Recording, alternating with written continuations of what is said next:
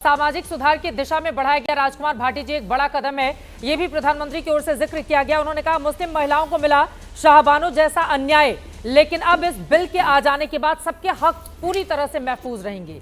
राजकुमार भाटी जी, और वक्फ की सबसे ज्यादा संपत्ति अगर कहीं है तो वो है उत्तर प्रदेश में, जिसको लेकर बहुत सारे सवाल हैं, कई मामले भी चल रहे हैं। अभी वक्फ की सबसे ज्यादा संपत्ति उत्तर प्रदेश में है और वक्फ पे जो हमारे संदेह थे उनका सबसे पहली जो कार्रवाई देखने को आई है वो भी उत्तर प्रदेश से ही आई है।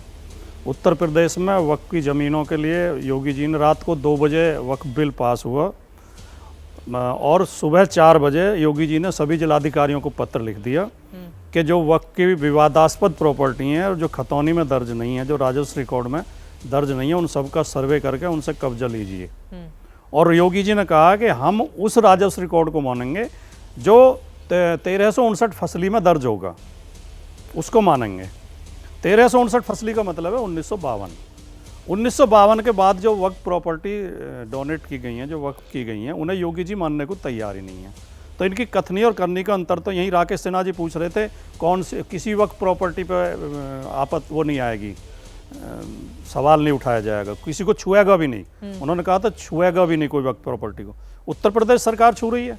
उत्तर प्रदेश सरकार ने ऐलान कर दिया है कि इन पर कब्जा लीजिए, इनके कब्जे हटाइए वक्फ के। रही बात जो आपने शुरुआत की थी कि ये संविधान विरोधी काम करते हैं, लोकतंत्र विरोधी करते हैं, इसी एक सप्ताह में सुप्रीम कोर्ट के 3 टिप्पणियाँ आई हैं। 3 फैसलों में सुप्रीम कोर्ट ने बीजेपी सरकारों की नीयत पर सवाल खड़े किए हैं। एक उत्तर प्रदेश में जो प्रयागराज में 2020 में मकान गिराए गए थे, सुप्रीम कोर्ट ने बहुत कठोर टिप्पणी की है कि न्यायिक प्रक्रिया का पालन नहीं किया गया, गलत तरीके से गिराए गए हैं, इनका हर्जाना दीजिए और उनके मकान दोबारा बनवाइए। पहला, ये बीजेपी सरकार कितना संविधान का सम्मान करती हैं। दूसरा नोएडा का मामला है जिसमें एक सिविल मैटर में आपराधिक मुकदमा दर्ज कर दिया गया, क्रिमिनल केस दर्ज कर दिया गया और उसमें सुप्रीम कोर्ट ने इतनी कठोर टिप्पणी की। सुप्रीम कोर्ट के शब्द ये हैं कि उत्तर प्रदेश में न्याय का शासन ध्वस्त हो चुका है, न्यायिक व्यवस्था नाम की कोई चीज़ बची नहीं है। ये सुप्रीम कोर्ट की टिप्पणी है। तीसरी टिप्पणी तमिलनाडु के मामले में आई है। तमिलनाडु के गवर्नर 10 विधेयकों को दबाए बैठे थे, 10 कानूनों को दबाए बैठे थे जो विधानसभा से पास हो चुके थे।